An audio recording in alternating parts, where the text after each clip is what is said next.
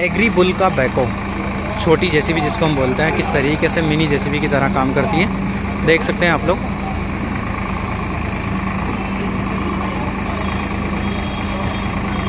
लगभग 6 से 7 फीट की ऊंचाई तक ये जाती है।